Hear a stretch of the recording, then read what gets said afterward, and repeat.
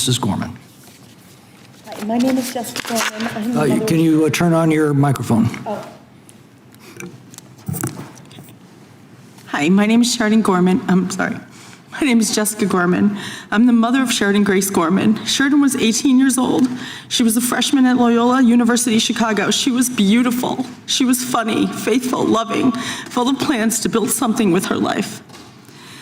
On March 19th, Sheridan went with friends to the lakefront in Chicago because they hoped they might see the northern lights. She never saw those lights. The man accused of murdering my daughter is Jose Medina, an illegal immigrant from Venezuela who should not have even been in this country. And even after committing a crime and having an outstanding warrant, he was left on the streets of Chicago to murder my innocent American child. But this story is not about him. This story is about my Sheridan. It's about how failed border policies, sanctuary city laws, and twisted leaders refused to cooperate with ICE. They sent her to her grave. It's about a government and politicians that forgot their first priority. And the question before this committee is painfully simple.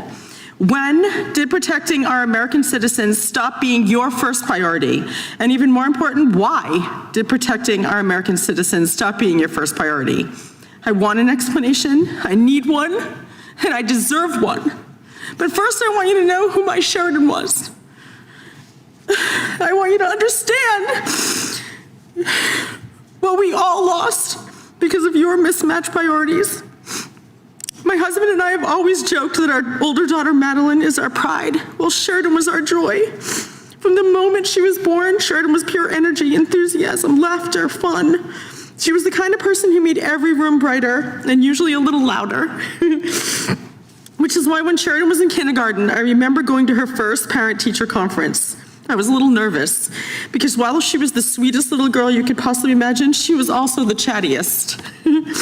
I remember sitting down across from her teacher, bracing myself and asking with bated breath, "So, how's my Sheridan?" I'll never forget when the teacher looked at me very seriously and said, "I only have one thing to say to you." Oh, my stomach dropped. Then she said, "Your Sheridan stalks the buddy bench." I remember blinking at her. "I'm sorry, what?" She said, "Your Sheridan stalks the buddy bench." I was totally confused and I asked, is that a good thing or is that a bad thing? And what exactly is a buddy bench? And the teacher smiled and said, "It's a beautiful thing." She explained that they had a bench in the play yard. She said that not all kids are as outgoing and confident as your Sheridan, so the children were told that if they wanted to play or if they felt lonely, left out, shy, they could sit on that bench. And then the other children were told that if they saw someone sitting there, they should go over, talk to them, ask them to play. And apparently Sheridan, my tiny kindergartner, had appointed herself the guardian of that bench. Every day at recess, instead of heading straight to the swings or joining in a game of kickball, my daughter hung back and hovered by the nearby tree, just watching that bench, just waiting, just in case someone might need her. Kids didn't even have a chance to fully sit down on the bench before Sheridan was rushing over to take them, to take their hand, pull them away. Girls, boys, first graders, kindergartners, it really didn't matter to her. If a child looked lonely, Sheridan went over. If someone had no one to play with, Sheridan was there. If someone felt invisible, Sheridan saw them.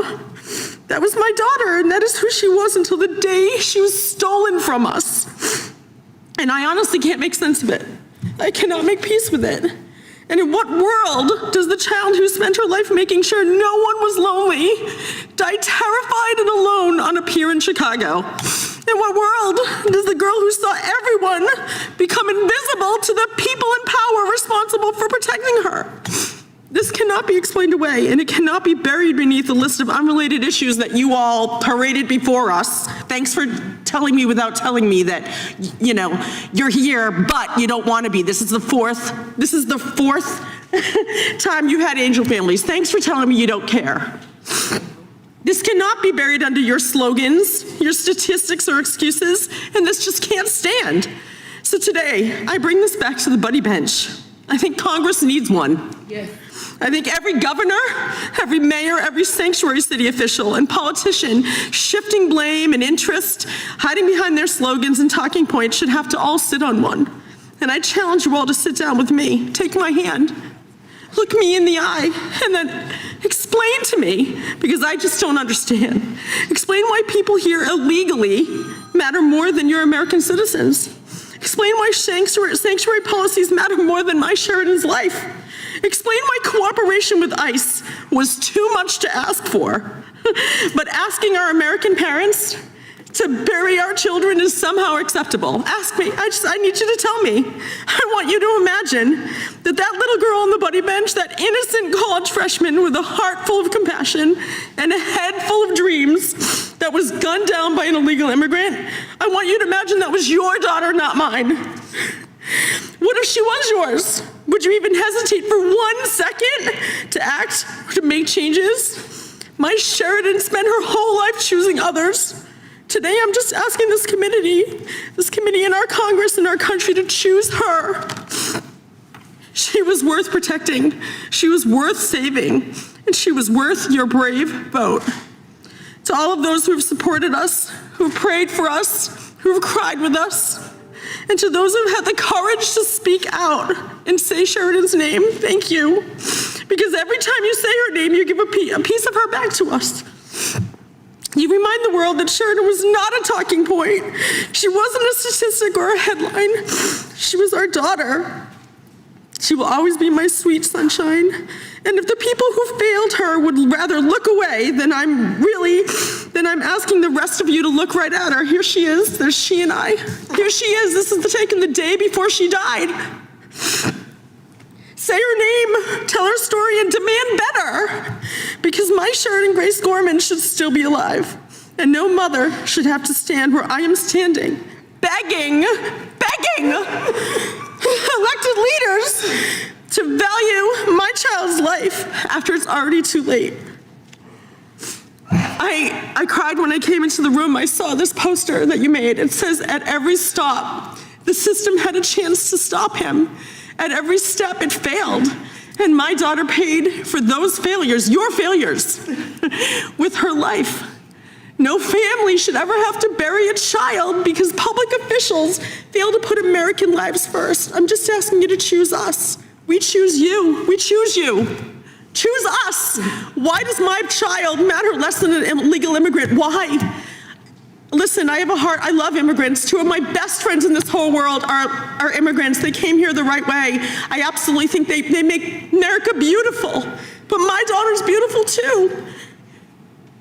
I need you to think about what these policies are. And I need you to imagine this is your daughter, because I'm very sure you won't be cutting off anyone when they're speaking. I'd be very sure you won't call this a political stunt. The grief is real. Every day I wake up with unimaginable pain. Do you know what I wake up in the middle of the night and I think, did my daughter cry for me?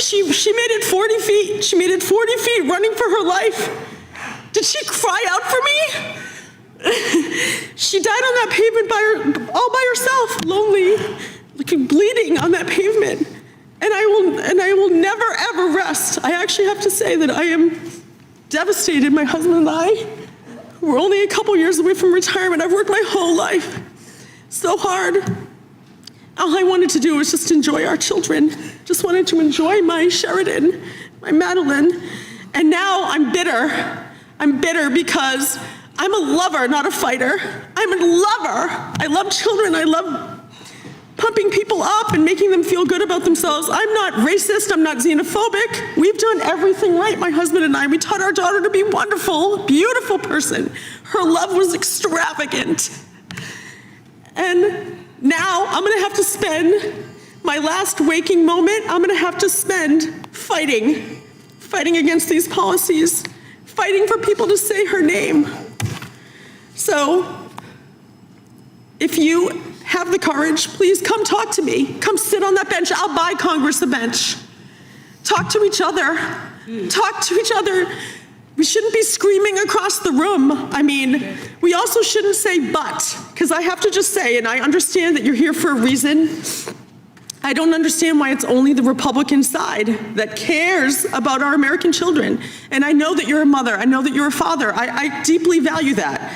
But basically what you just did, what you said was, I'm so sorry for your loss. I have a daughter too. I have a son. I feel your pain. You don't. You don't feel my pain. Because the next words out of your mouth were, but. There's no but.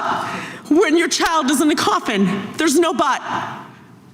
And I need you to understand that. And if you ever want to talk about it, I'm here. I'm going to buy you a bench. I'm going to buy, you can put that on the record. I'm going to buy Congress a bench.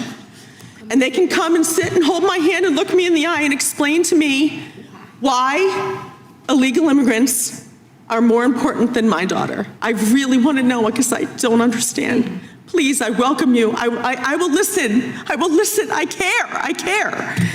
I just need you to explain it to me because I don't and I fear I will never understand. Thank you. Thank you for your testimony. I can't imagine how difficult this appearance is for you, and we thank you for being here today.